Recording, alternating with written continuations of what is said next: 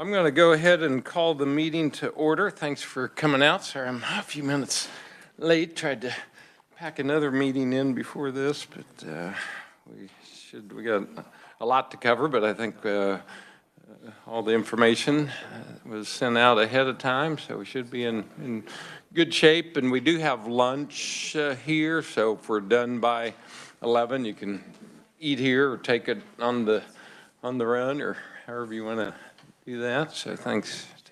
Well, I'm planting the seed. Maybe just put our hand over it and say, feels good. Okay, so we do have a quorum. I'll go through and take roll. Sandra? Here. Robin? Here. Gary is not here. Lori, was she? No. Monica? Here. Sarah?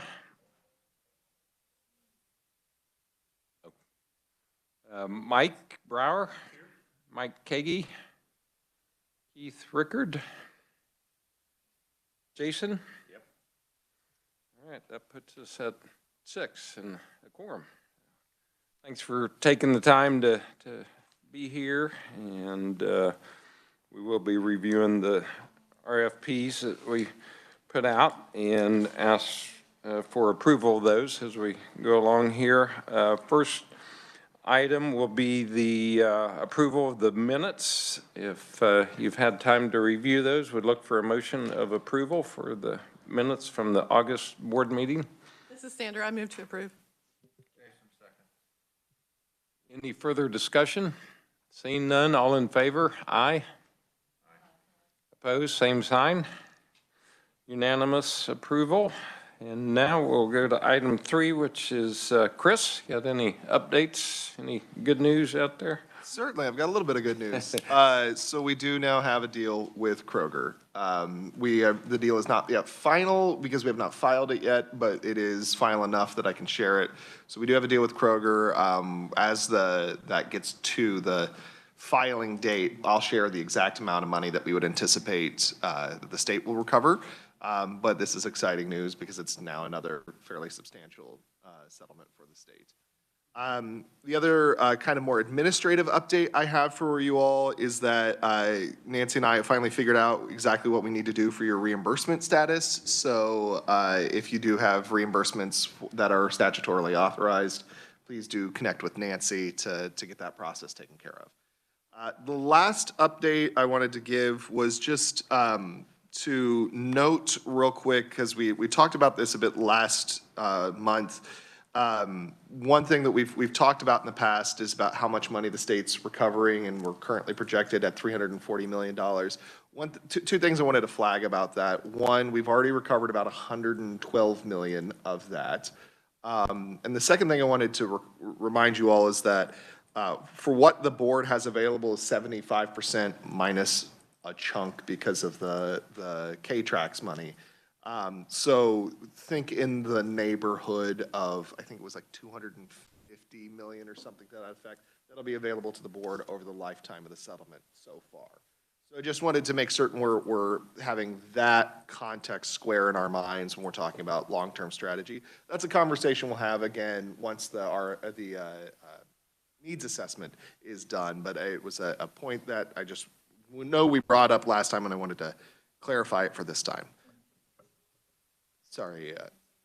Yes, yeah. And the fact that that's going to be payments over time, that'll get less as time goes on. Because would you be able to maybe, I don't know what the right word, extrapolate that out for us and yes. send it at your point? I mean, just, I know it's front loaded and. I've got that, a projection ready to be, and I can share that with the board.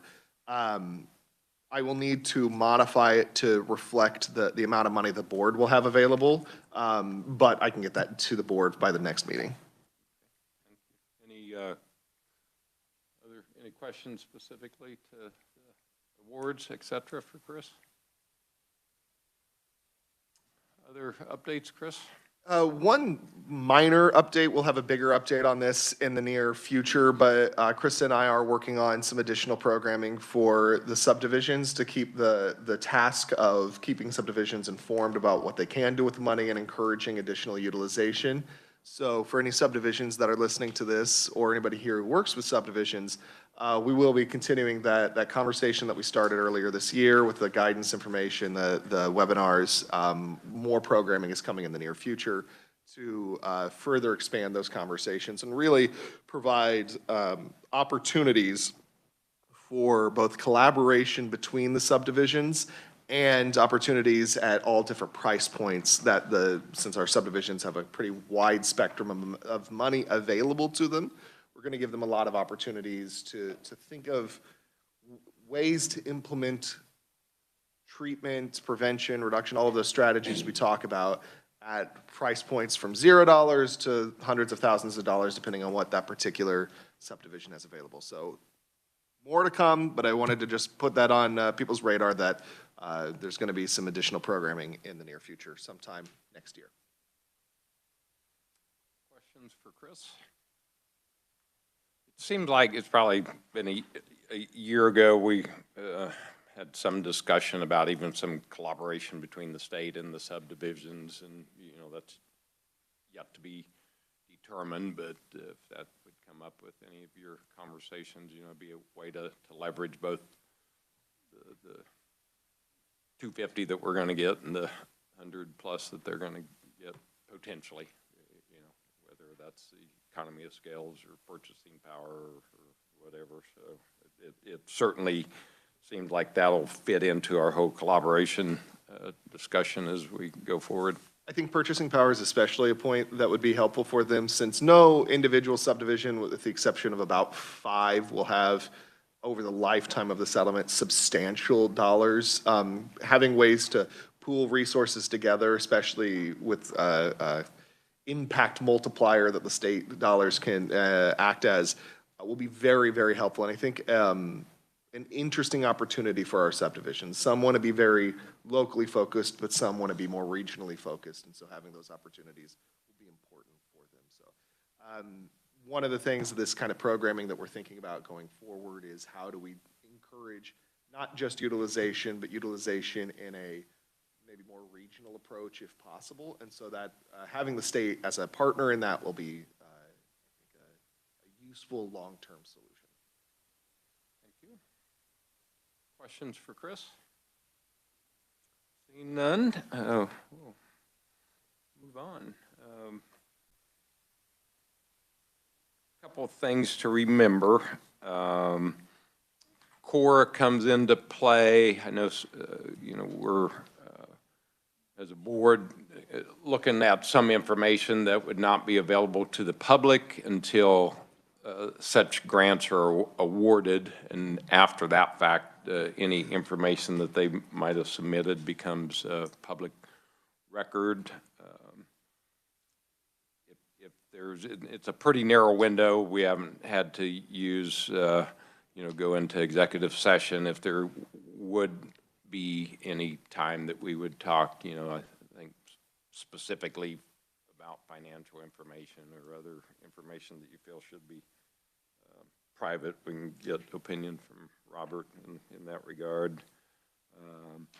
You will know by our previous 2 RFPs and review process how the due diligence that Sunflower and the reviewers do, that Krista heads up, is, in my view, is not infallible, but it's pretty close. And so very much appreciate the work that they do. And if you get questions after the awards are made, I would suggest you direct them to Krista, and certainly lots of supporting items, for both approval and non-approval. My looking at the proposal, they're all good. It's just that we have a limit, I guess, on the amount of money that we have to give out. And I think this would be the proper time, or should we wait till we get to the end to see if there's, I I can't remember how we did that before, as far as we have an amount that we say like 6 million. Could be a case to maybe raise that a little bit. And we could either discuss that now or at the end when we get that 6 million spent. So, okay. So you'll notice that that in this packet.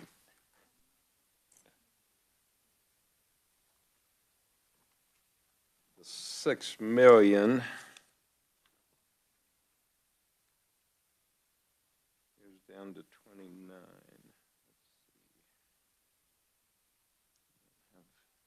have another one with the total amounts. It looks like the far right column didn't get, got cut off. So we'll pull that up electronically for you, Mr. Chair. Yeah. So down to 29 puts us just a little over. And so if we want to include the 29th, we will need to make that motion. And then there's another line at 35 that would put us up to 7.8. And that reflects where we ended up last time. So if there's any discussion, we can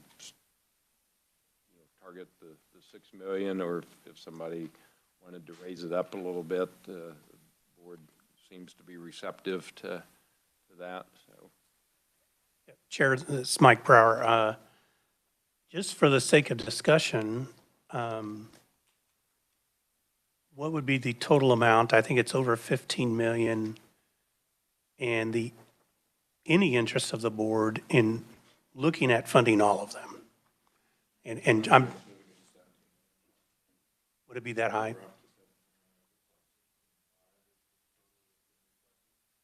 And I'm not saying we vote this second to fund all of these and adjourn and wait for our lunch to show up. But, well, but I think, it's important to remember that this is an ongoing process that will Right. be funding more in the future, so. correct. Well, and that opens us up then to discuss these by, then that would open the window to fund which of these the board wants to vote to fund. And then we're looking at funding projects and not necessarily limited by the handcuffs of a dollar amount, but just a thought. Sure. Yeah, from my review, they're all good. Again, just the dollar amount that we want to expend. Any discussion from Mike's point? This is Sandra. I'm certainly open to that. I would then want us to carefully look at all of them because there are some differences and strengths and needs that differ. So I'd want to be sure that we are carefully looking at all of them before we make a decision about funding. I'd concur with that too. I'd love to see us raise the limit to what you're talking about.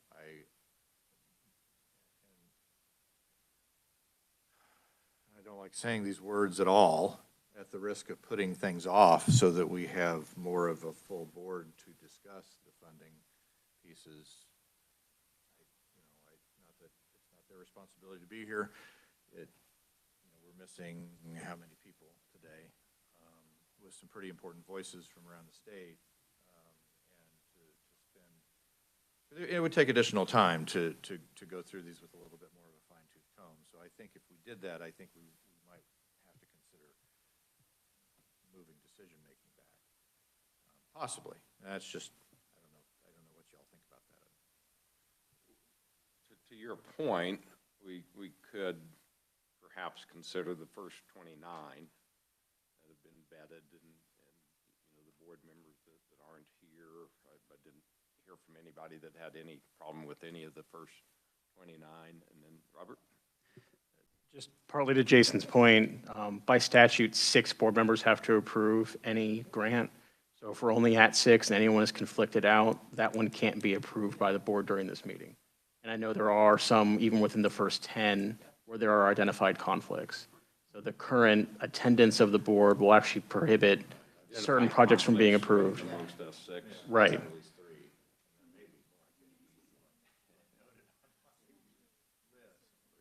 So Tony's reached out to Sarah about possibly joining on in a short, in some capacity. But if she's not on and able to approve, some projects would not be eligible for approval today just because we're only right at the 6th threshold now before accounting for conflict. So can It I- really depends. I mean, depending on how long the board wants to keep going with the approval and how present she could be. And that also only accounts for, I don't know if there's any where there's more than one conflict. Some of these entities are pretty large and could have conflicts with multiple board entities. I don't know. I don't have the conflict list. But if any of those are the case, those are off the table, whether we get Sarah on or not.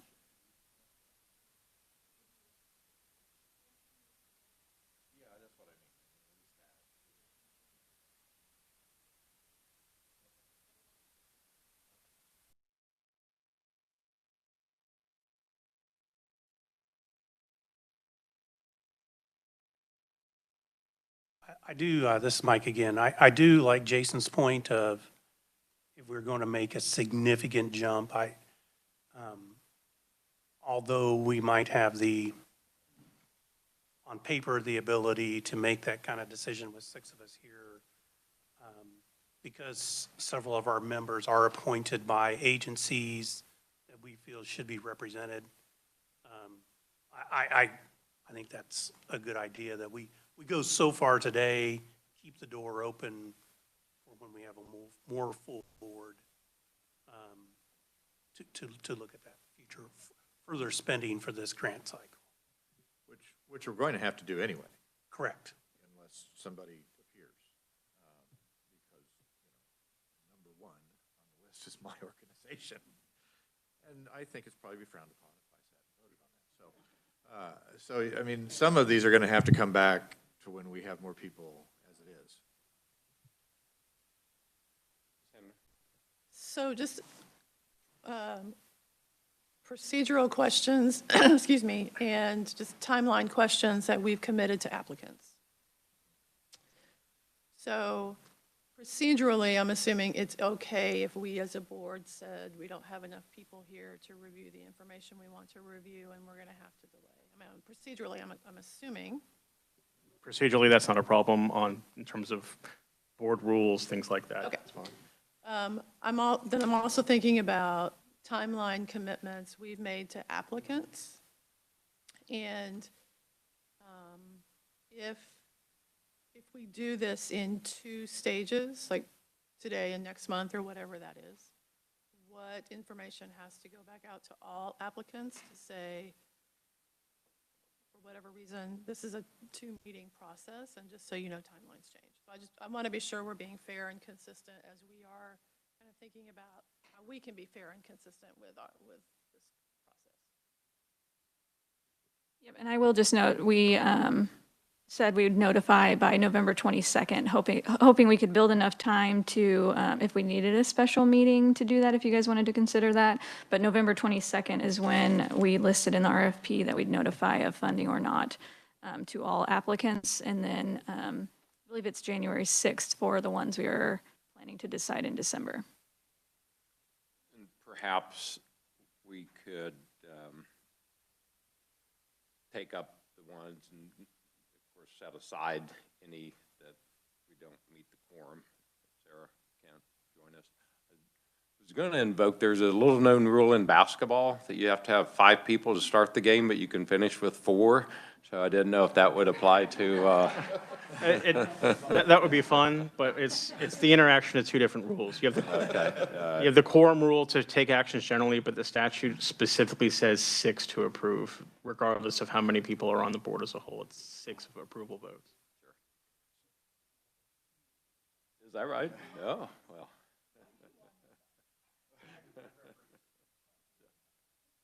well. So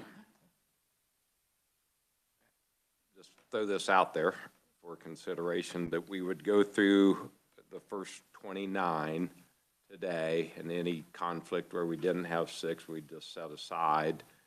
And perhaps in 2 weeks, we could meet via Zoom, take up those, and then talk about if we want to go ahead and expand, if we have the rest of the board members on that Zoom meeting. And then we could either decide to go ahead and review or if we do a blanket approval, it just takes, that would be easy to go ahead and continue on the meeting, or just take up the rest of them here in a month when we get back together. If we can decide that at, when we do the Zoom here in a couple weeks. So that way we'd be, expedient, to honor our commitment, but yet we'd be, honor our commitment to do our job as a board and to get as many people's input from the board on expanding these out. So throw that out there is. Yeah, I like that. We consider today to the 6 million we've already voted on, setting aside any conflicts as tabled. And then also, for me personally, and to Sandra's point, that would give us more time then to kind of review these summaries, which are fantastic. Yeah. And look at each one of these a little more thoroughly with a broader interest in funding anyway. Mr. Chair, just one reminder about the way the statute works. There cannot be blanket approvals of grants. Yeah, you do have to do individual approvals on each of those grants. I'm Do a blanket disapproval, is that correct? Or I guess we just not going to do any more. decide to take no further action is, I think, Yeah, correct. Yes.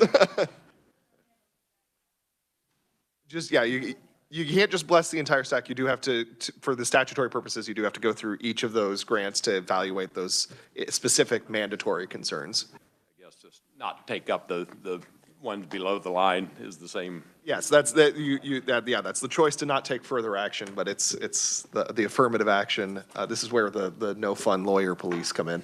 So. Okay. Any problem proceeding in that fashion? Yeah, we'll discuss the actual date.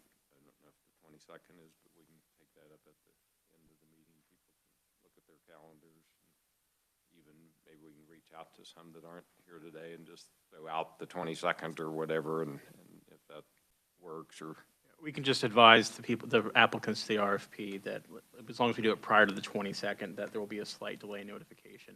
That won't be a problem.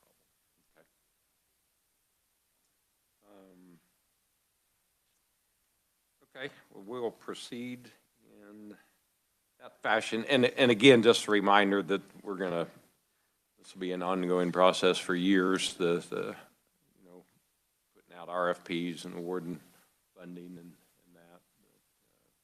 Great discussion this morning. And Krista, do you have anything to add before we get started? Yeah, I was just going to walk through the reports so that you're familiar with it. Most of them are the same as last year, but just a quick overview. So the one that didn't print the cumulative amount, but that has the most colors on it, was the overview document, I believe is what the title was. It shows the applicant, the project title, the score range, the request amount, what districts they're proposing to serve, and then the priority county is either a asterisk or an S, and S means statewide, and then the asterisk means that it's they're serving a priority county. And then their operating budget less than 500,000 are those green boxes with the dollar signs in them. As one of the priority elements you all chose to add into the RFPs. And then if they're addressing any strategies under treatment, recovery, harm reduction, or linkages to care, I marked those as well just to get a feel for the type of proposal on a one page. The large spreadsheet is the project summary, strengths and weaknesses, and then the budget summary just to try to get a better feel for overall review process and what the project actually is. You'll see the table with all gray in it, that is the population served. So you'll see the populations they selected to serve, and then the counties they selected to serve, and the estimated number served in there. And then there's another spreadsheet that's more colorful that has the proposed strategies for each priority area that they chose, and then the estimated budget that they allocated to that priority area, just an estimate to try to get a good feel for how our budgets break down, to be able to show that in graphic form, I guess, when we have those summary reports for the public. And then the last documents, I guess you have all of the one-page summaries as well. This time they were longer, so they were front and back, so all grants have all of the information in a one-pager format, just to figure out whichever you guys prefer when you're looking at these. A lot of the same information, though. And then the last 3 documents are those estimated impact reports. So the first one is the top 29, so that's the one that adds up to just over 6 million. And you'll see the breakdown there. We're good. We have good coverage across congressional districts there meeting that requirement. And you'll see counties served by those and the strategies they chose and how their budgets break down, all the things. And then the next one shows top 35, which was just the same number that were funded last year.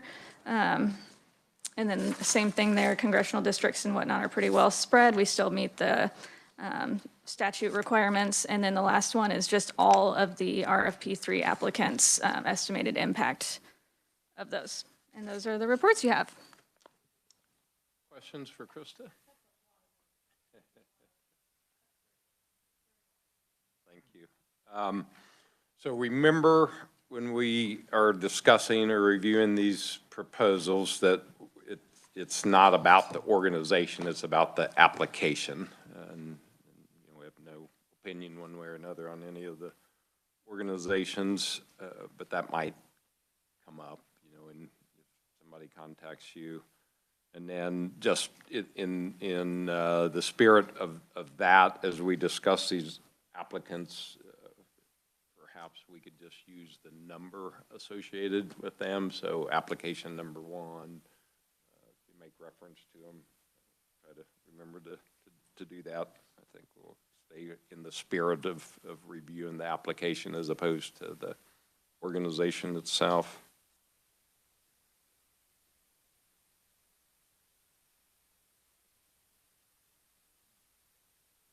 Oh, you'll refer to them in the minutes as the application number, and okay, sounds good.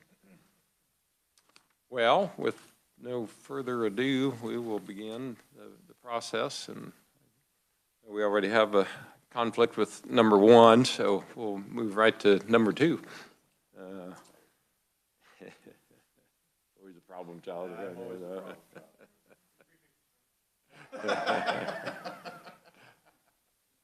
I will note with both 1 and 2, they were previous grantees from last year. So we'll note each time if they were a previous grantee, if they had capital, or if there are any financial concerns, I'll jump in and let you know.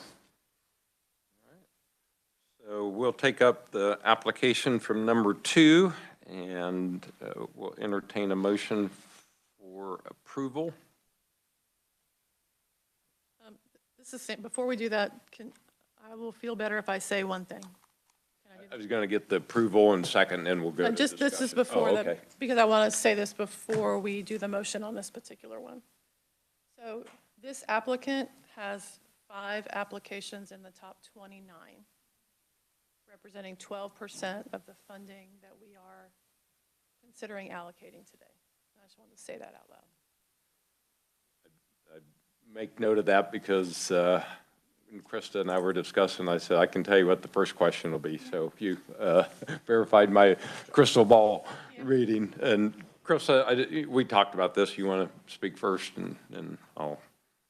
Yeah, I'll just add, they fared well in the review process, and the reviewers also had that same conversation, but all the projects are different, and they're not all the total amount. So it adds up to $753,901, sorry. So yeah, as you said, yeah. And so looking at it, that jumped off the page at me too. But then looking at each project and see how they did differ, different locations. Krista, you can verify, I called her up and had the same questions you did, and so I told her, you know, this is just my opinion, and of course, the board has the absolute right to impose any restriction on the number of awards made to any organization, and I'm not opposed to that either. I'm not opposed to approving the ones because they do stand on their own merit, even, you know, outside of the organization and that. So if anybody else has any discussion, if we want to limit, you know, application number 2, the organization to less than the 5, that's okay, or if we're fine proceeding with it. And you know, Sandra, your comments are just made, in, just like mine. It was an observation based on the data we have available to us. Okay. Any other comment? Seeing none, we will proceed with application number 2. Look for a motion to approve.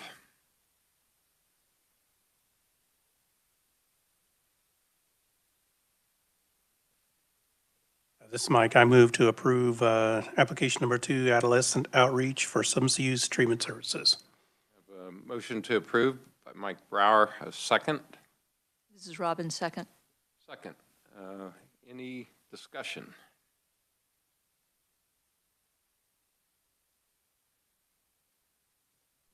Is there sustainability? I'm just trying to remember. Is there a sustainability plan based on billing? This is one of those that we've got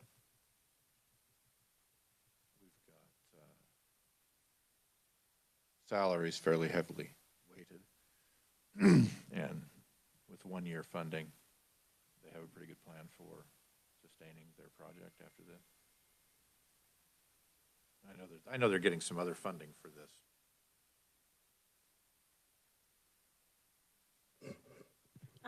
This just says that a program framework will be in place to sustain outreach efforts. Reassigned tasks will provide the bandwidth, and so after the project period, allow it to be 50% sustained across it. And then within the budget, they said that increased revenue from referrals to their own adolescent treatment programs will offset salary costs after the grant cycle ends. Other comments, discussion? Seeing none, all in favor of approval, aye. Aye. Not in favor, same sign.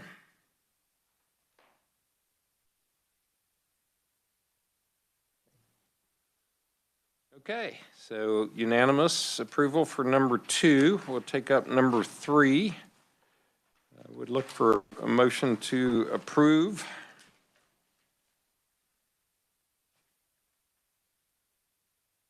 So moved, Monica.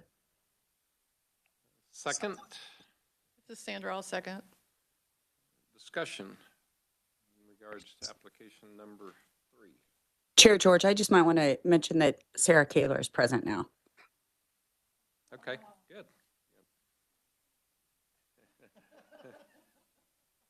Hello, Sarah. Hello. Thanks for hopping on. We'll try to proceed quickly. I understand you're not feeling too whippy, so. Sarah, have you ever felt more needed in your life? I have 2 children and money keeps them close.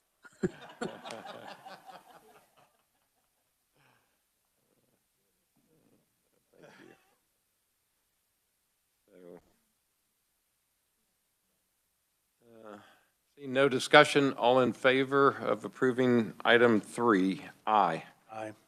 Aye. Opposed, same sign. Okay, unanimous approval. Do we want to go back to number 1? I would suggest we do, so I will look for, get out of here. The problem child, please leave. I'll be out for 1 and 4. Okay, So, perfect. so just. Don't run away. I won't run away. Just call me in later. Jason, we'll come grab you.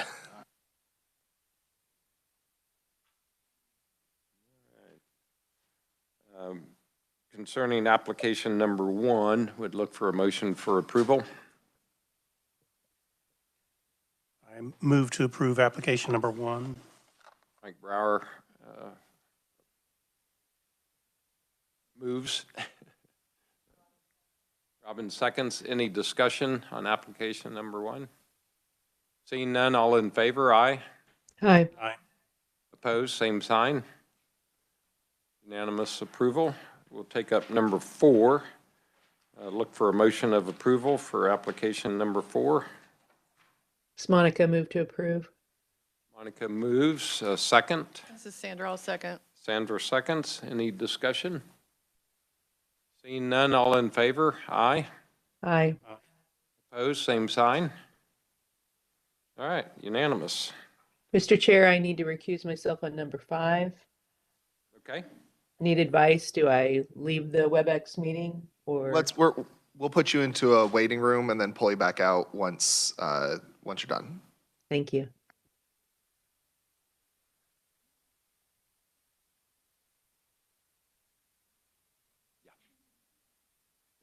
Didn't get very far.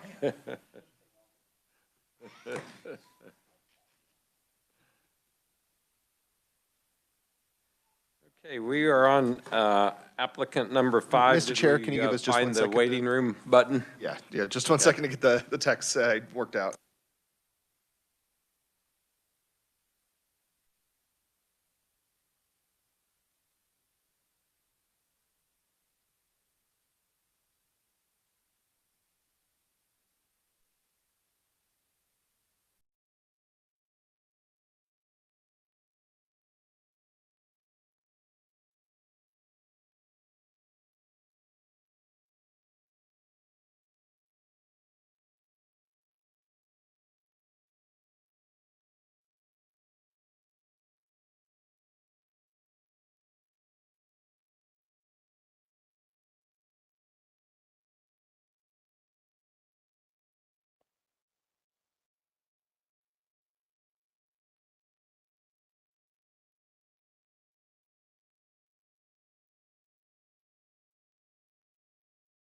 Mr. Chair, Waiting?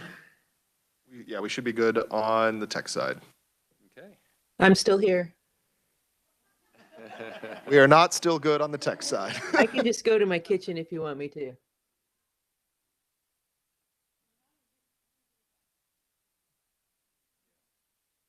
Yeah, that'd be good.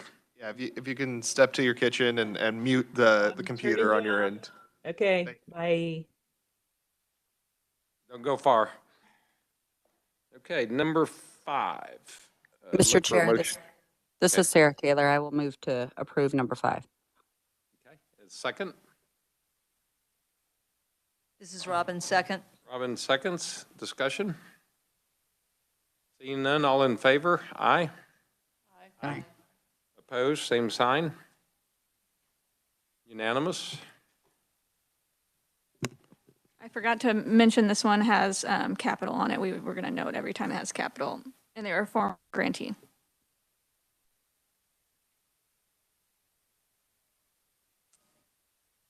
All right. So this is Mike. Krista, so yeah, they have capital left from last year, and did they explain why, or did they address that in their application for this time?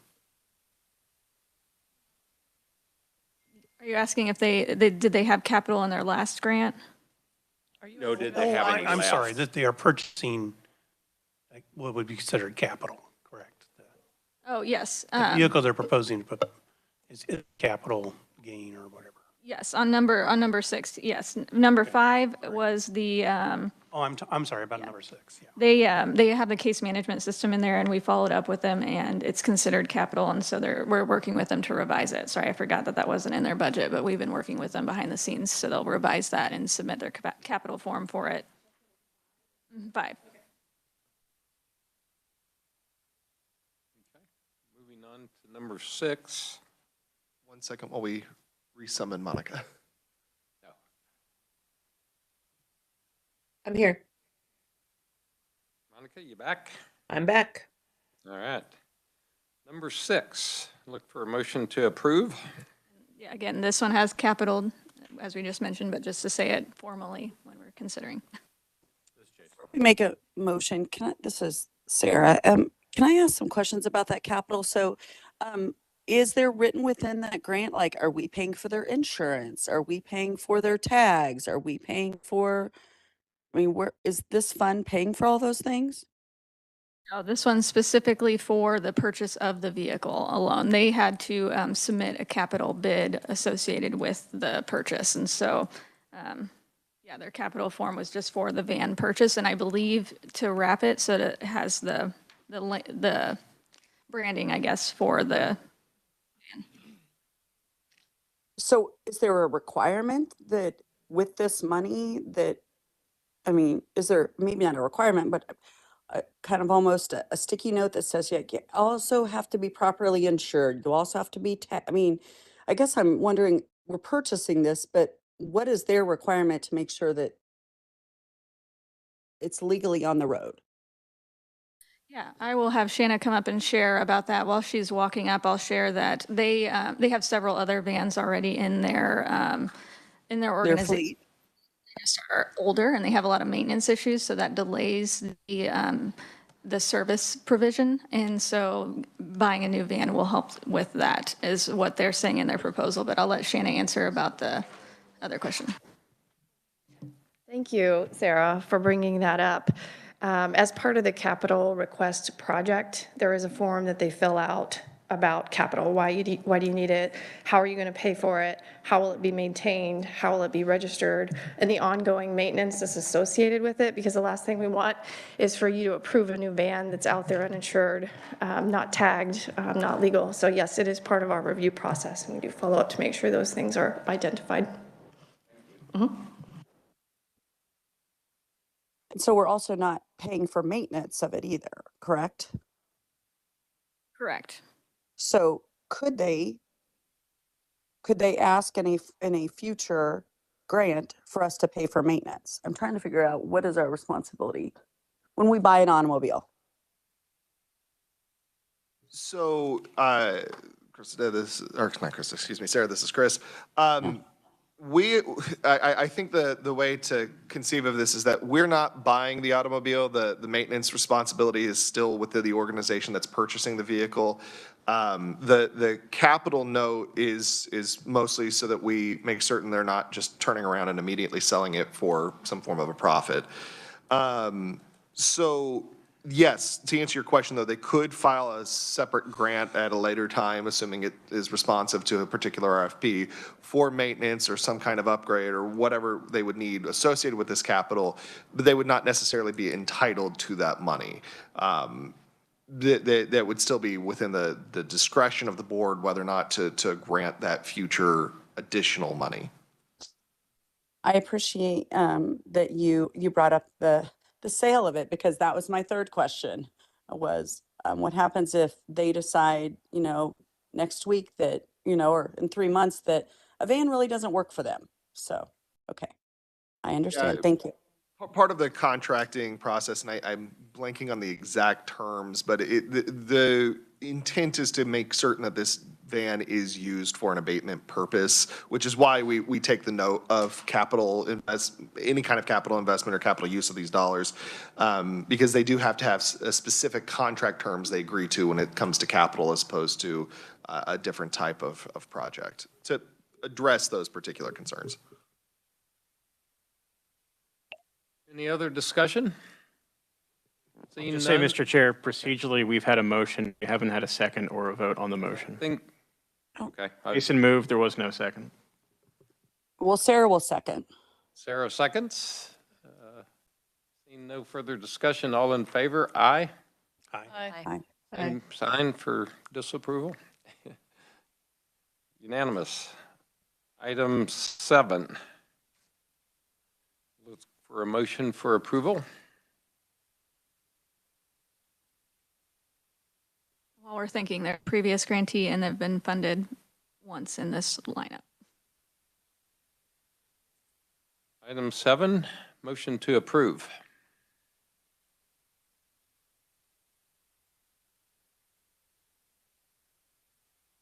This is Jason, I move.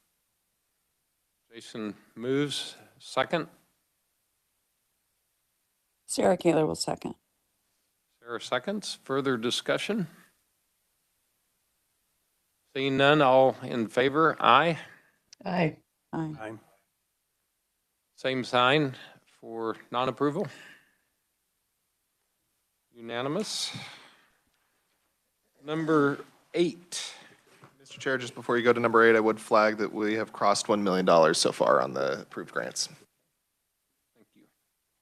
And then on number 8, they are also a previous grantee. Looking for a motion to approve number 8 application.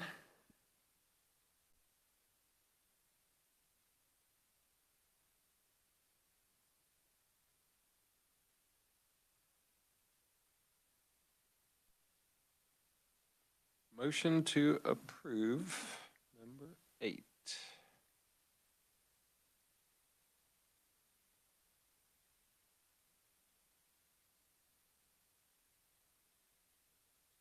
So, Mr. Chair, this is Sandra. Just one of the delays on my part with this, I want to read through the summary again about telehealth and prescribing medication-assisted treatment via telehealth. The CMS rules are changing about that, where telehealth is going to be significantly restricted for medication-assisted treatment beginning in 2025. And so I just want to be sure that we're funding a service that from federal regulations can continue after the fact. So that's my delay in kind of looking at this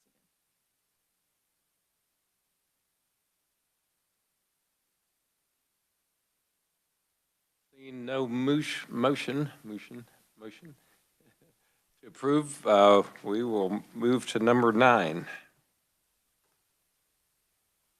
Motion to approve application number 9. They're also a previous grantee.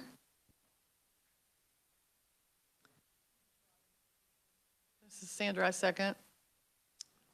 Moved by Robin, second by Sandra. Further discussion? All in favor, aye. Aye. Same sign for disapproval. Unanimous. Number 10, we will pause for a minute.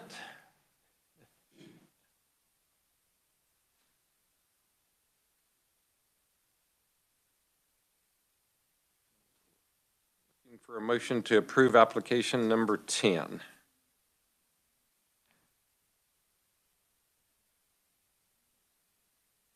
This is Sandra. I move to approve application number 10. Motion to approve. Do we have a second?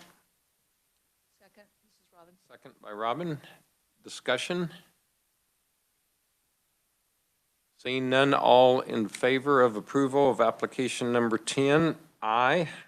Aye. Aye. Same sign for disapproval. All right, unanimous. Jason's.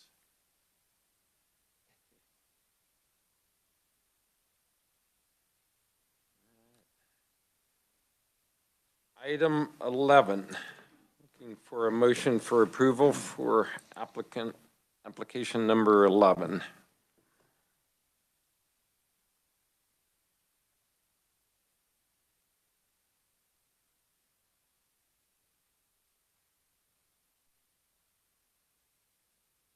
Motion to approve number 11.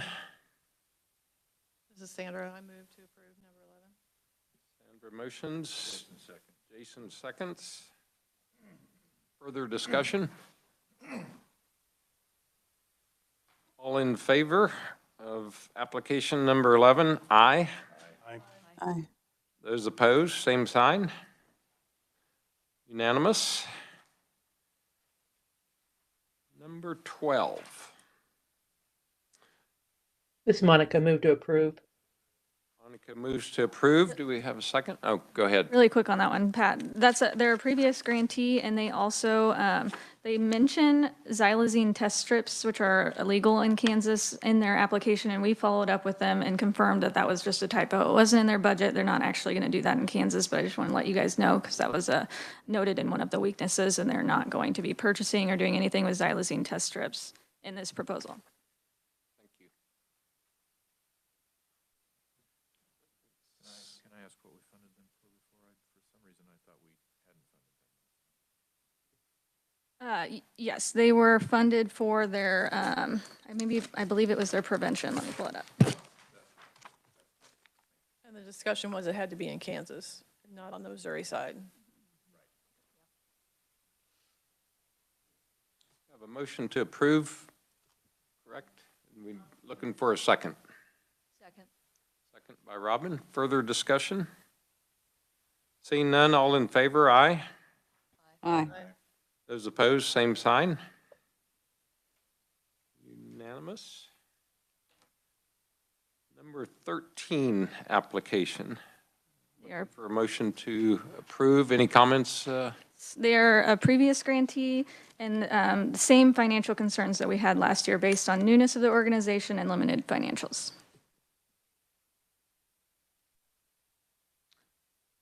Motion to approve. Looking for that motion.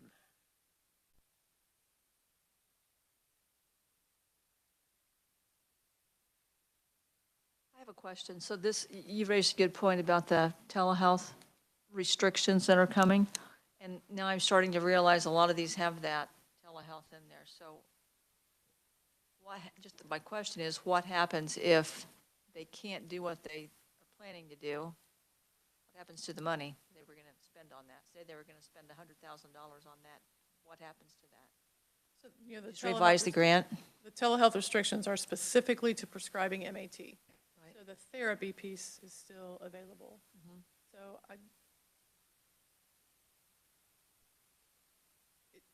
Mr. Chair, if we could maybe take a pause in the review and just have this discussion so that we're not dealing with it each time.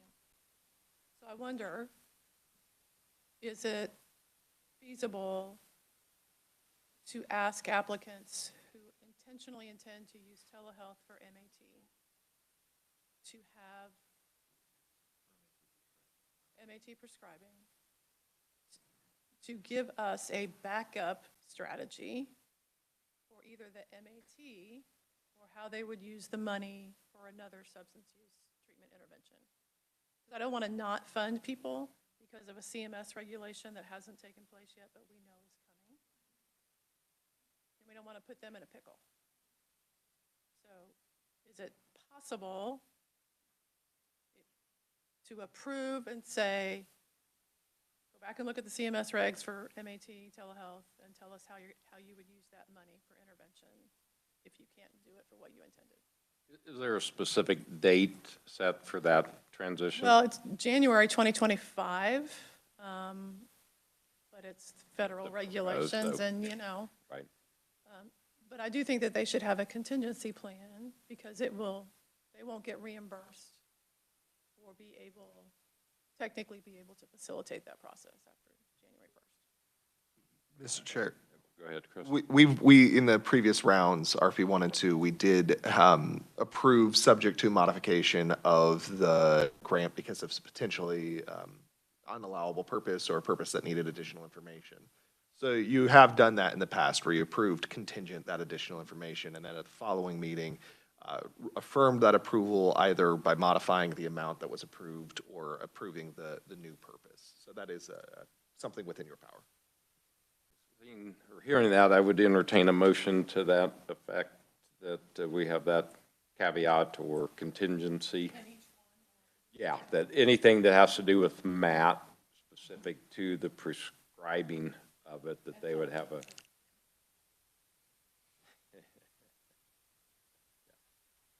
So we're on.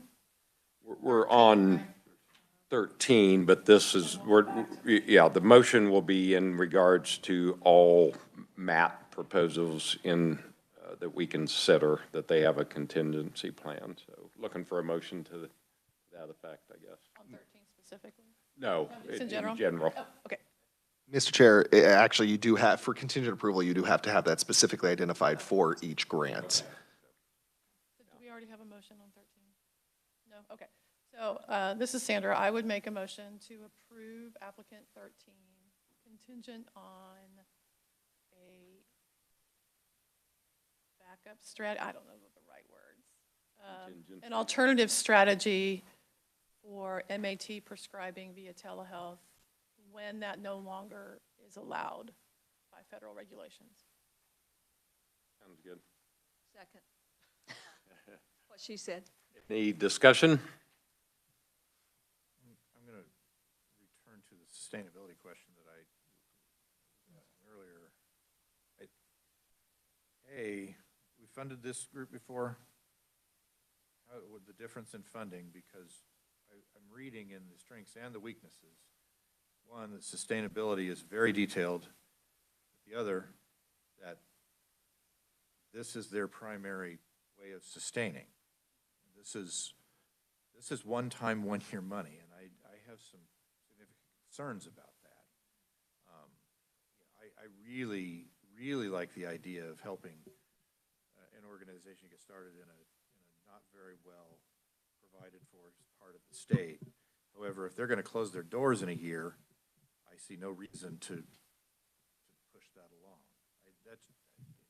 And I may be looking at it wrong, so help me if that's possible. Yeah, reviewers had that same conversation because sustainability was a concern as well. However, yes, knowing that they're the only ones doing it there and what gaps are created if they're not funded, but also I believe they were just recently accepted into the block grant, I believe. So I think that will help with sustainability. Yeah. Oh, and Alyssa has others. They also note that they will continue to looking into the Department of Commerce Community Service Tax Credit Program, and then be looking into an implementation plan to become an SB 123 provider. So they do note, that they're looking to establish themselves as and move past kind of being that newer organization with funding. And just a note on the SB 123, we're extremely hopeful there will be an increase in eligibility for individuals with SB 123. I know there's a lot of conversations going on. I'm optimistic. Sandra's face doesn't look optimistic, but yeah, but so I mean, that's it. I'm excited about the energy. That's all I'll say on that one. So.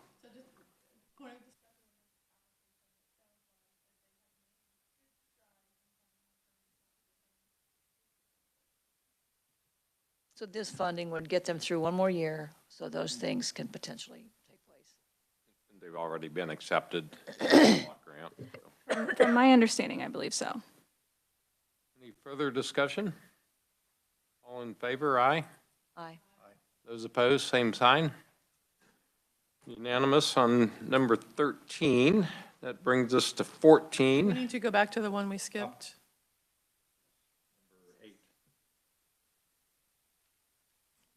Which was the MAT one? That number 8, we did not receive a motion to approval. Okay.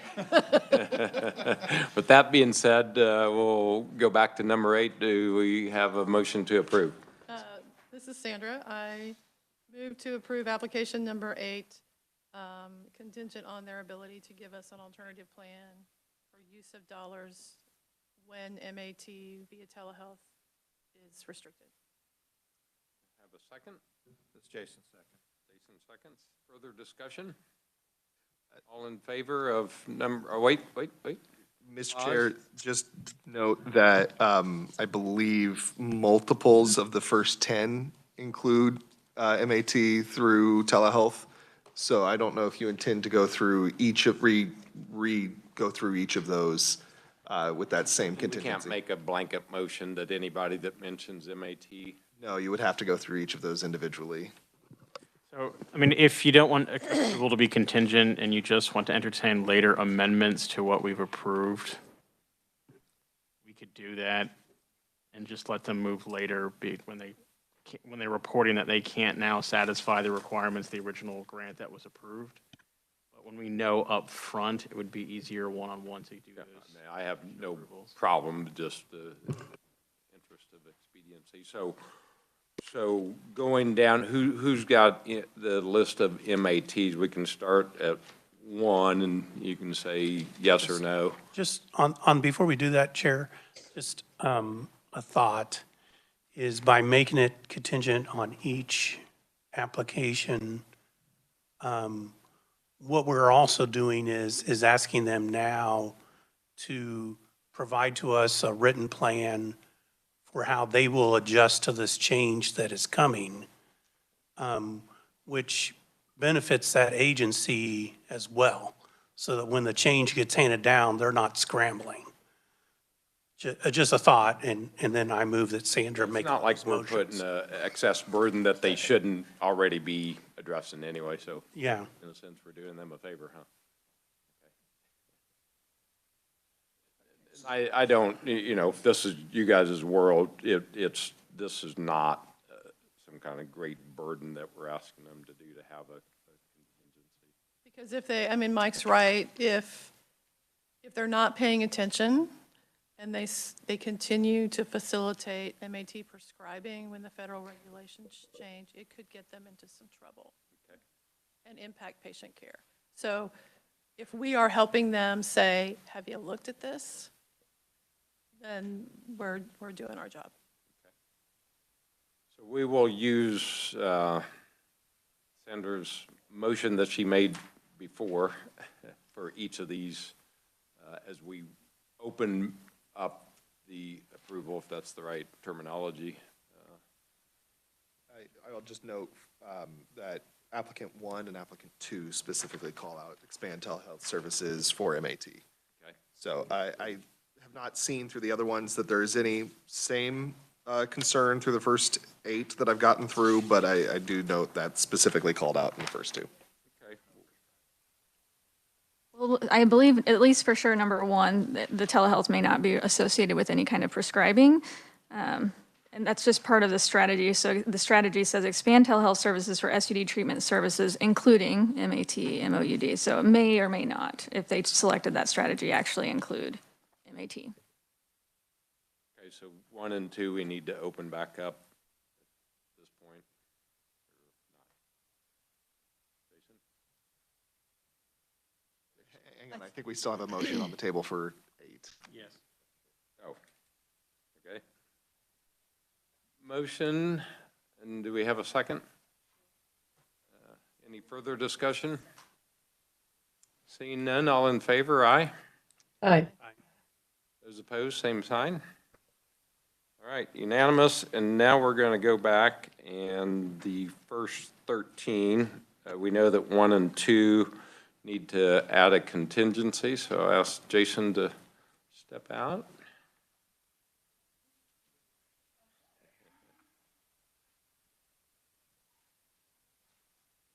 So before the board is the contingency that was elaborated to us earlier. We'll just use the same as it does. So the person who made the motion has to amend their motion, is that right? On number 1? And yeah, because I believe we officially adopted the rules that require that, like almost 3 years ago. Yep. So, yes, Mike Brower, on applicant number 1, Heartland Radak, I'd like to amend the motion to require a contingency that they address how they will deal with changes in federal legislation to prescribe for MAT services. Second? Second. Second by Robin. Further discussion? Seeing none. All in favor, aye. Aye. Aye. Those opposed, same sign. Unanimous. Call Jason back in. Krista, just for informational purposes, where the strategy that anyone has selected expand telehealth services for SUD, including MAT, MOU, that they may or may not be saying prescribing. So to be cautious, we should just put this information into each one, just in case. Okay, number 2, who made the motion on 2? Okay, Mike, look for a re-motion. All right, Mike, for our amendment to motion for applicant number 2, Mirror Inc., for the adolescent outreach and substance use treatment services, that we add the contingency that they address upcoming changes in, by the feds in how they will prescribe MAT medications over telehealth. Thank you. Second? Second by Robin. Any further discussion? Seeing none, all in favor, aye. Aye. Those opposed, same sign. Thank you, unanimous. Any other discovered that mentioned Matt? It looks like number 11. Okay. Who made the motion on 11? Sandra and Jason. Sandra?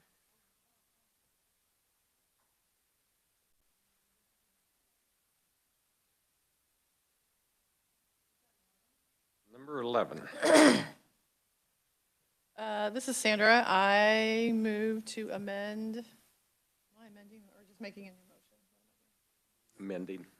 Okay, I move to amend approval for applicant number 11 to include contingency regarding telehealth prescribing for MAT when those federal regulations change. Second? Looking for a second to Sandra's Second. amendment. Robin, seconds. All in favor? Aye. Aye. Those opposed, same sign. All right, so unanimous, and are we caught up now? Okay, we will go to 14. Looking for a motion to approve number 14.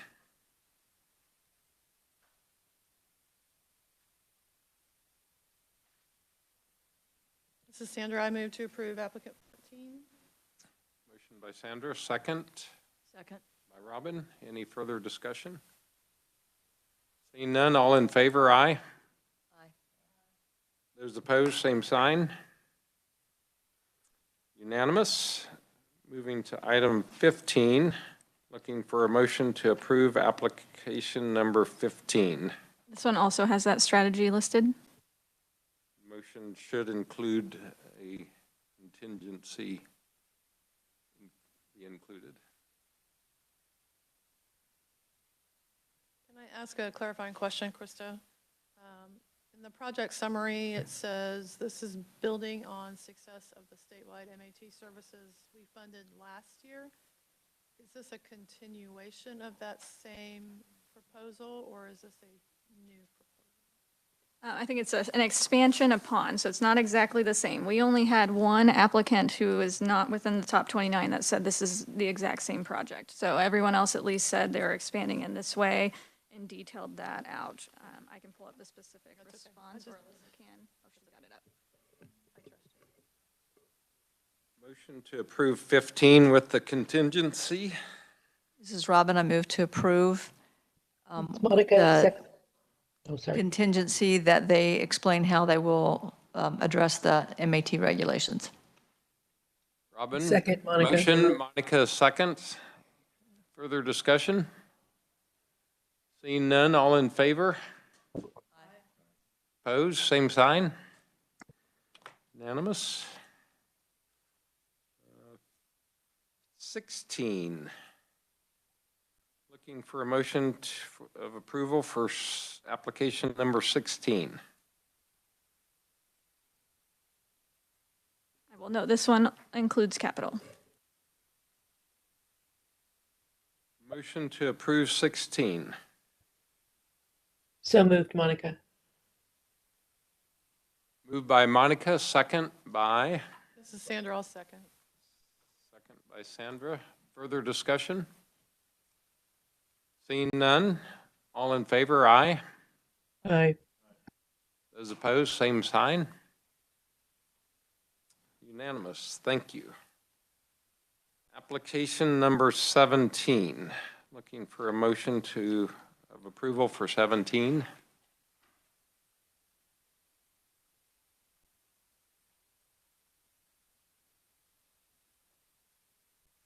This one, really quickly, they have, I believe, an unallowable expense in there. I'll have Chris confirm the GPS devices, the monitoring anklets for $2,160.83. Yes, that would be a non-allowable expense. So their new amount would be $141,161.11. So does the motion to approve need to include exclusion of that? Yes, you would need to specifically identify the amount that you're approving and what you are excluding from their application. What was that amount? $2,160.83. Oh, I got that one. Do we need to approve the total amount expenditure? Yes, the amount that you would be seeking to approve is $143,321.94. Less the 2,160, so let me do some quick. Have that, yeah, that's 141,161.11. So $141,161.11. Move to approve this application excluding the GPS device location monitoring anklets at a cost of $2,160.83, taking the total request to $141,161.11. Motion to approve 17. Do we hear a second? Second by Mike. Second by Mike Brower. Any further discussion? All in favor, aye. Aye. Opposed, same sign. All right, thank you. We are on application number 18. Would look for a motion to approve 18.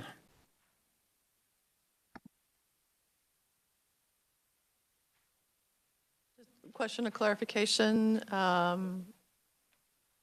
funding full-time peer mentor through this position. Was there sustainability identified, how to maintain that position? We are pulling that up.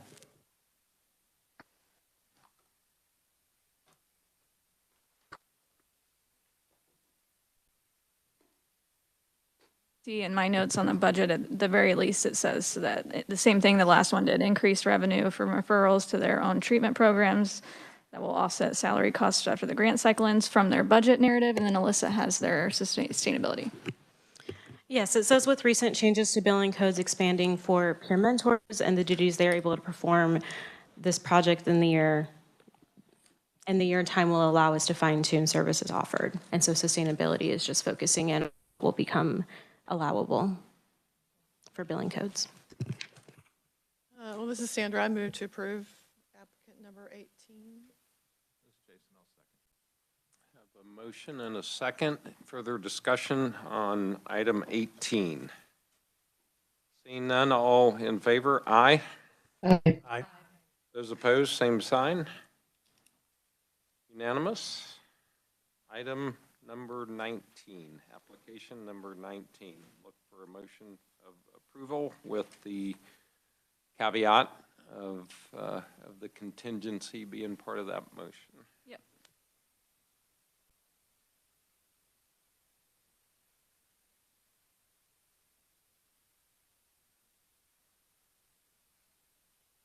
Motion to approve 19 with a contingency.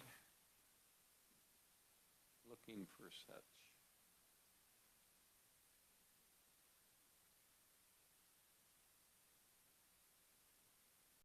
Can someone remind me where Southeast Kansas Mental Health Center is?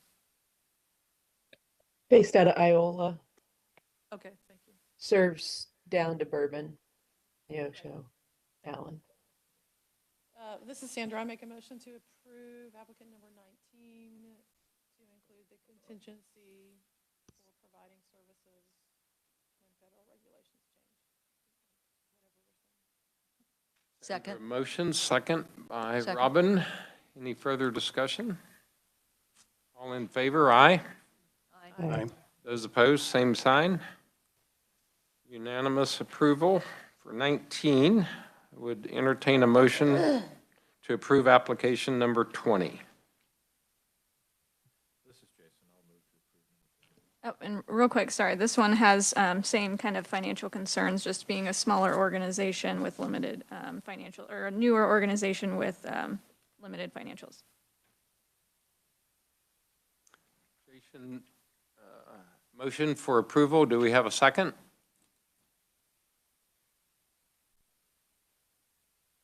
Second. Second by Robin. Further discussion? Seeing none, all in favor, aye. Those opposed, same sign. Unanimous approval of application 20. We will move to 21. Look for a motion of approval for application 21.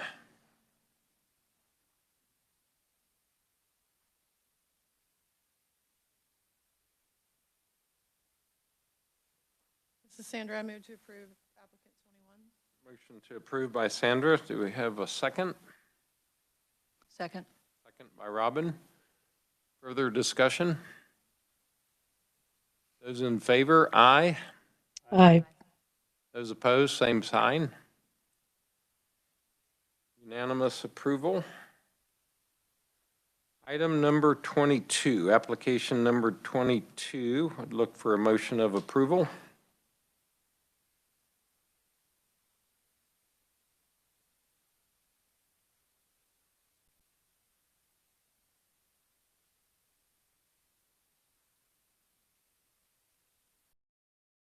Monica, so moved.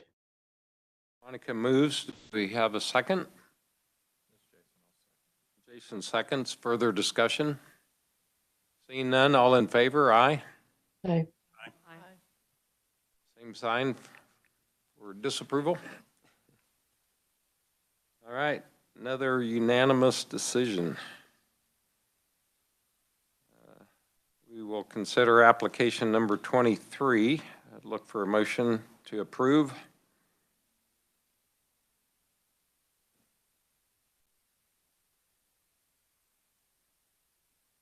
Move to approve. Motion to approve by Robin, second. This is Sandra. I'll second. Sandra seconds. Any further discussion? Seeing none, all in favor, aye. Aye. Aye. Those opposed, same sign. All right. We will now entertain application number 24 and would look for a motion to approve. And I will note, this one also has the telehealth strategy in it, and we also noted that the EHR purchase we thought might be capital, but we followed up with them, and it is not capital. It's not a new purchase. It's a maintenance of their existing system situation, so it's not capital, just so you see that in the weaknesses column. So looking for a motion to approve with the MAT contingency. Move to approve this application with a request that they provide us what their contingency plan would be for the MAT and telehealth.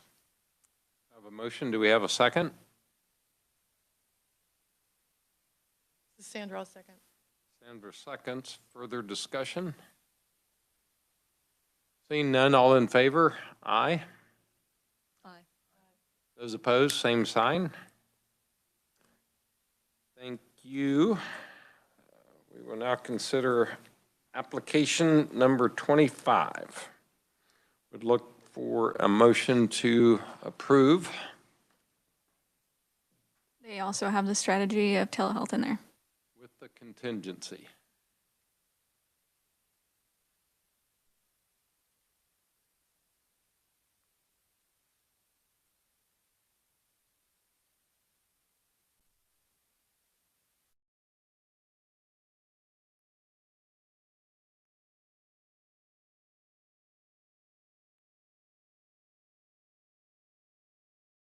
This is Mike. Did they talk about sustainability for these new positions at all?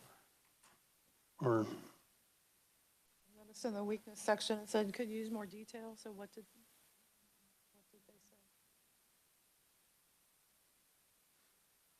they say?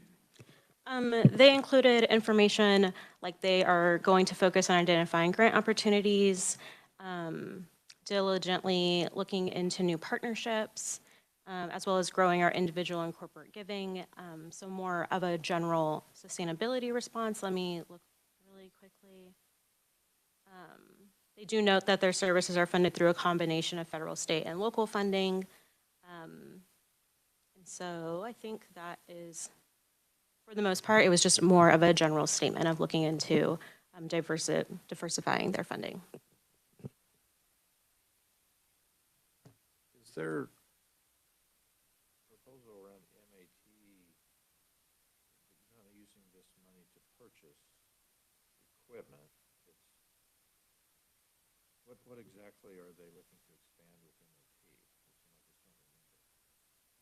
MAT? I'm not sure if this one specifically is about MAT or not, or if they, and some of these applicants could have just selected every single strategy and not actually planned to address each one of them. It could be that, but we will pull up and see if they have any specific mentions.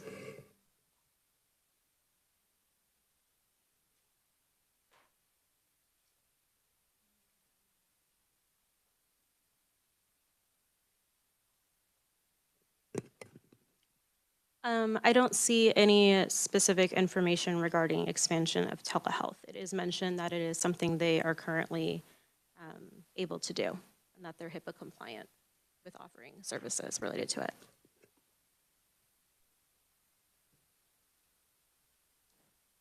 Application number 25, looking for a motion of approval.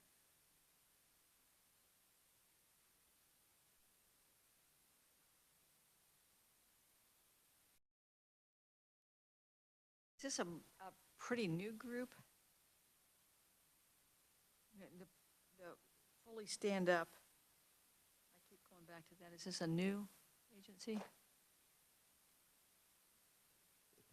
They were founded in April 2018.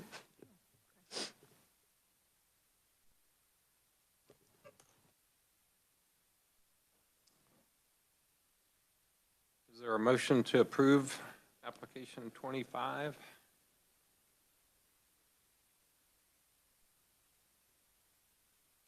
Seeing no motion, we will skip to 26.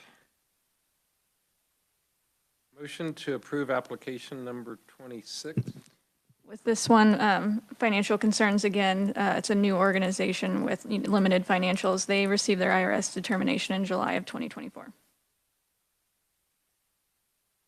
I did want to flag for this one, just for purposes of the discussion, so you all are fully aware.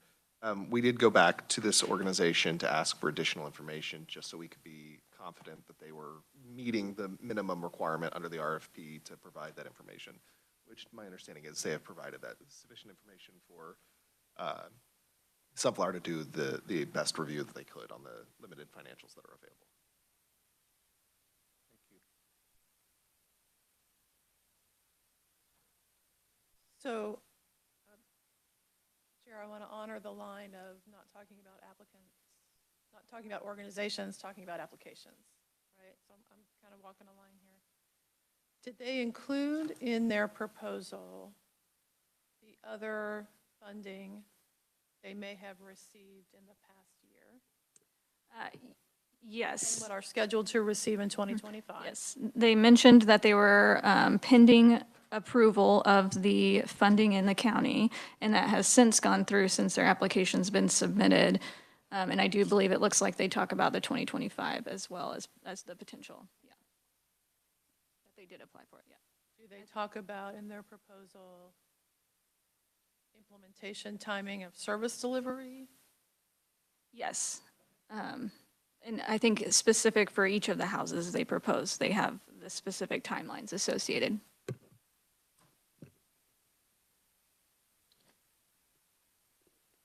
So for the purposes of conversation, this is Sandra, I move to approve Motion to approve by Sandra, second. I'll second. Jason seconds. Any further discussion? I'll just make the comment, having all of your work in and around this field, but this is maybe the hardest service to find. So glad to see this application that somebody's looking to address this critical need. So that being said, all in favor of approval? Aye. Aye. Those opposed, same sign. All right. Number 27, look for a motion to approve application 27.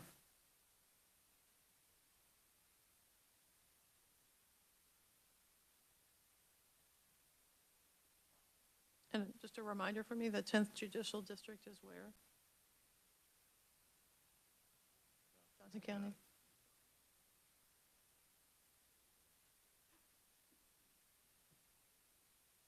It's, give me just one second, I will pull this up for you. I should excuse myself or Get the heck out of here. recuse. There is no excuse. We'll I'll recuse myself. Excuse and excuse. Look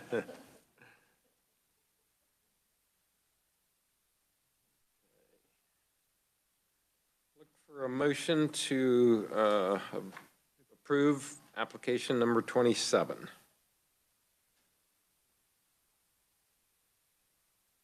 we figure out where it was? Did I miss that? Okay. Okay. Move to approve. Second?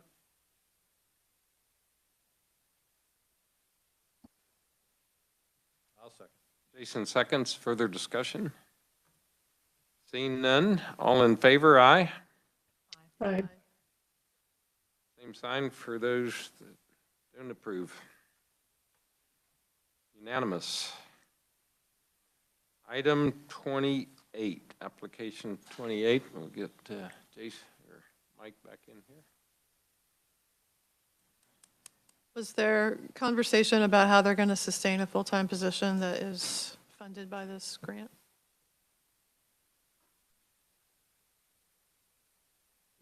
We'll pull that up.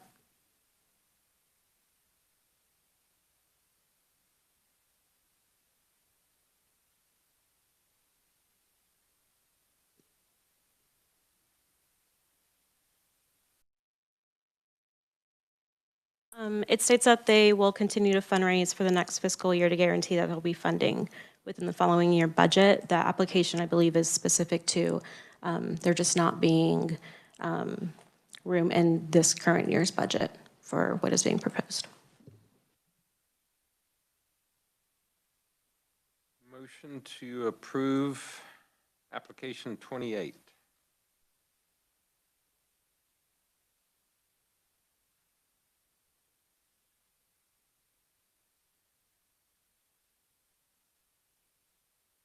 Move to approve. Robin, motion. Second?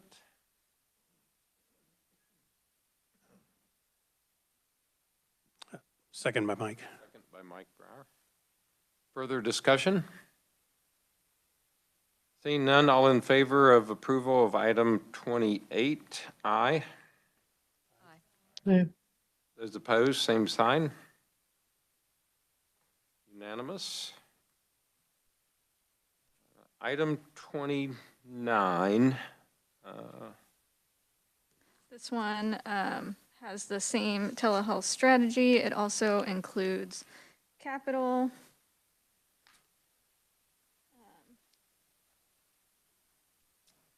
Most likely. So this is the one where we followed up with them as well to get more information about the leased vehicle and the office rent.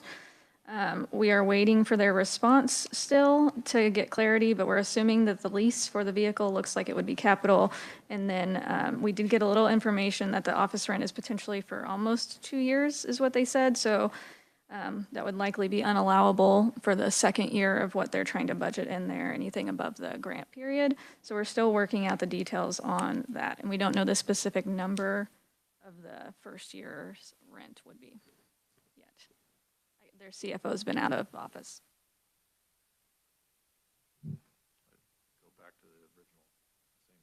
position, what are they talking about in terms of sustainability on this? Is it CCBHC money that's coming in, that this would get them through to that? I don't.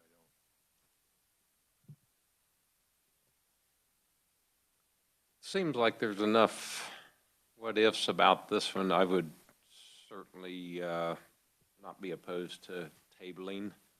Mr. Chair, could whoever just made the last statement repeat what they said? It started with seems like.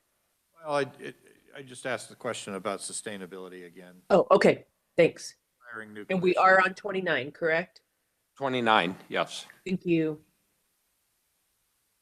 Mr. Chair, this is Sandra. I would agree to hold off until we have more information back from the applicant. We will table 29. At this point, with the, I don't know if I need a motion or just to state this and see if the board, any opposition to cease where we're at now. We're under our $6 million cap that we approved, and then we will look for a time over the next couple weeks to resume via Zoom. We'll have information. There's two items that were tabled, 25 and 29. Perhaps there'd be more information that we would reconsider those, as well as entertaining a motion to raise our cap, as we stated, perhaps even including funding all of these, and we'll look for a date that most, if not all, of our board members can be there. So that's the prerogative of the chair, unless I see any opposition. Not opposition for that, but just for clarity points, for number 25, I don't believe we had any discussion about specific, other than they would be contingent upon the strategy, but is there any additional information the board needs? So that was just a no motion one. 25.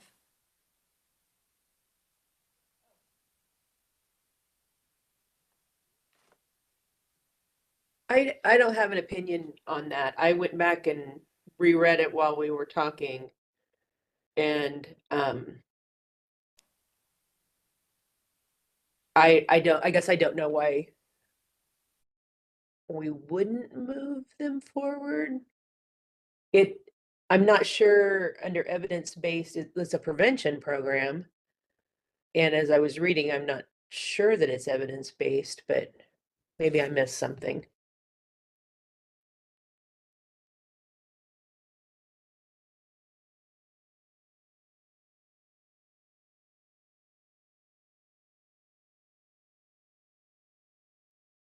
I did note they, in their report, say that they're utilizing evidence-based practices. We're looking up specific information on that. I'm guessing the curriculum specifically.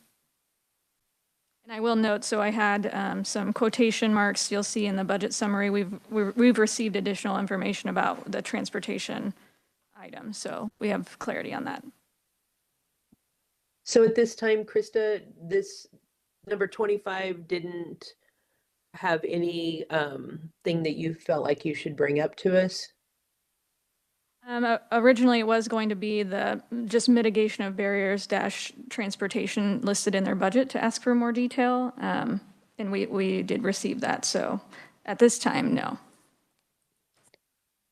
So not knowing the feel of the room here, I mean, if unless there's a bigger concern, I mean, I'm happy to make the motion, but maybe somebody has other questions. I think we moved past it because no one made a motion, and Pat has stepped out. I don't know if you can see that or not, but we may want to pause until he comes back. Okay.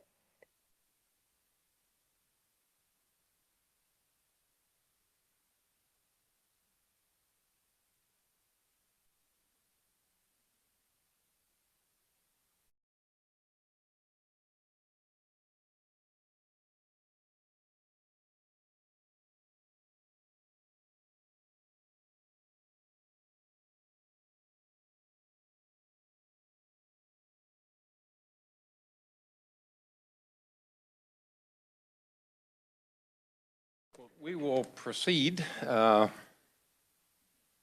Monica, Pat's back, if you want to say what you were saying while he was out. Yeah, Mr. Chair, on 25, I went back and read while we were visiting, but based on Krista's input, that there were no major concerns on behalf of the reviewers and or the staff. If it just needs a motion to move forward and we don't have any additional questions, I'm happy to do that. Okay, we will entertain a motion on 25. So moved. Motion for approval. Is there a second?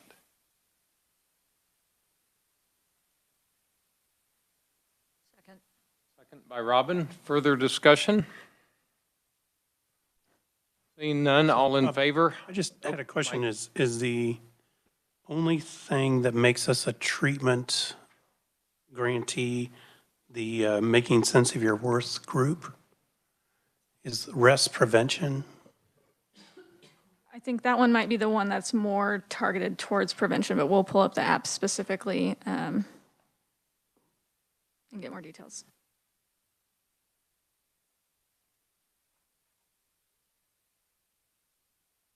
Then it also says Making Sense of Your Worth group and other program curriculum. And just full disclosure, my only hangup is whether or not that Making Sense of Your Worth group is a treatment practice or best practice or versus just a good psychosocial program. Just so to answer your question, it states the proposed program will expand the capacity of existing mental health and substance abuse treatment programming through one-on-one counseling group sessions, workforce development programs, harm reduction, and linkages to care through the new positions. I think this one was an example of one that was kind of doing treatment and prevention related kind of strategies. So that's a piece of the puzzle from our understanding through the review process.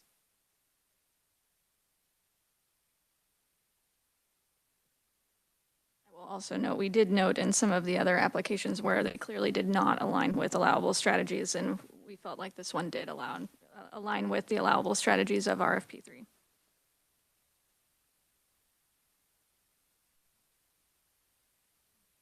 Okay, we have a motion and second on the table. All in favor? Aye. Aye. Aye. Opposed, same sign. Unanimous approval of 25. So with that being said, we will pause from voting until we determine a time, potentially probably within the next couple of weeks, and we will coordinate with other board members to have most, if not all, of the members present. We'll also give them a heads up of some that we would consider approval of all the applications and instruct them to take the time to review those if it's the wish of the board. And Mr. Chair, would it be helpful for the board to just hear how much has been awarded so far? absolutely. So with the final application for application 25 approved, the board has approved 5.89 million, so $5,893,247.11, leaving $106,752.89 of the original $6 million budget outstanding. And just because you have this in your packet today as well, starting today, there was $75,936,232.61 available to the board that had not otherwise been granted. With these allocations, you have $70,042,985.50. If it's not too hard, the projections that we talked about before, if you could get that out to the board before our interim meeting coming up, just to kind of have that available for our decision making. I should have those available next week, although I will ask Nancy to stay on top of me to make certain I get those out to everybody next week. the projections. Bring for a the- whip to work and,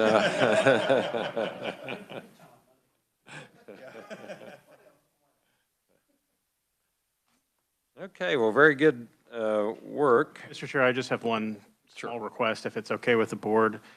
After the meeting, if I can work with Connie to just develop consistent language for the contingency, so the motion reads the same across all entities thusly approved. If that's okay to smooth that out. Absolutely. we'll do that. Thank you.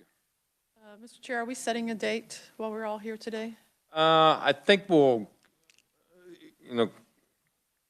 might do amongst us with subject to change, or we'll send out and coordinate. I would, let me look here at my calendar, maybe look at 2 weeks. Can we go ahead, give Connie 2 or 3 dates? Sure.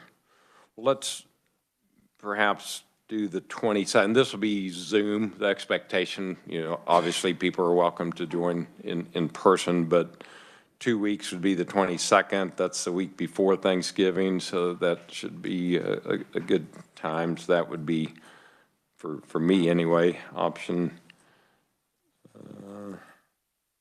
number 1 at 9 o'clock, and maybe the 21st is option 2. Is that everyone out there via the virtually as well as in here, the 22nd being choice 1, 21st being choice 2, does that?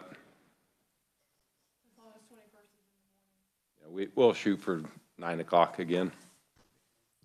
That works fine for Sarah. Yes, Monica. Okay. Connie, would you reach out to the members that aren't present, see if 22nd works, if not, if the 21st would work? And so those items will be, the first item of business then will be to consider raising our $6 million cap that we put on, and at what level. And then if we do increase the cap, then we'll consider the other applications at that time. Mr. Chair, just as a procedural matter, we have previously done press releases to announce the awarding of grants after the conclusion of this the award meeting. Given the number of contingencies and the fact that you want to continue doing awards in the next couple of weeks, would you prefer us to delay making I'd any? say let's delay.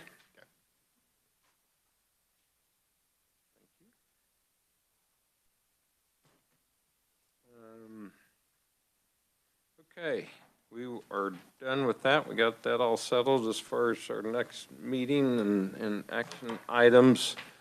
As far as some procedural things, meetings, we scheduled meetings continuing with our second Fridays into 25. A couple of things in regards to that. Would there be any opposition to the February meeting being moved from the 14th to the 21st?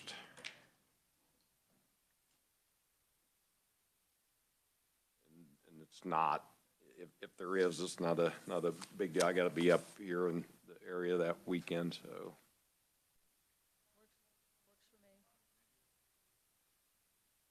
Okay, we'll move the February meeting to the 21st. The second thing is, last year there was no conflict with the legislature when they were in session on using this room on Fridays. There's, because they typically did not meet on Fridays, but there's some conversation about them meeting on Fridays this year. And so there more than likely will be another room besides this room that's available in the Capitol, and as a backup plan, we could always meet down at the Washburn campus of the AG's office, KBI office down there where we met our first time. But just FYI, we'll be sure to give you plenty of notice if we're meeting in a different room other than this one at the Capitol, or where we'll be meeting. That would be from January through potentially May. Those would not have WebEx in the other. The AG's office could provide WebEx. Yeah. Okay. We'll see how that works out then. So it sounds like more than likely we'd be at the AG's office, because it's nice to have that WebEx.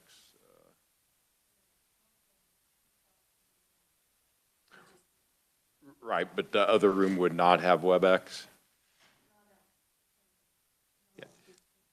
If we're in this building, we'll have the WebEx, and I would assume the YouTube Oh, okay. as well. But if we're over there, we would likely not have the YouTube available, but the WebEx would. Okay.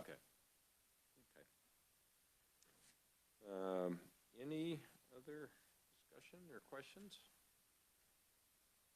Thanks for everybody's diligence today, and those that have joined us virtually, thank you.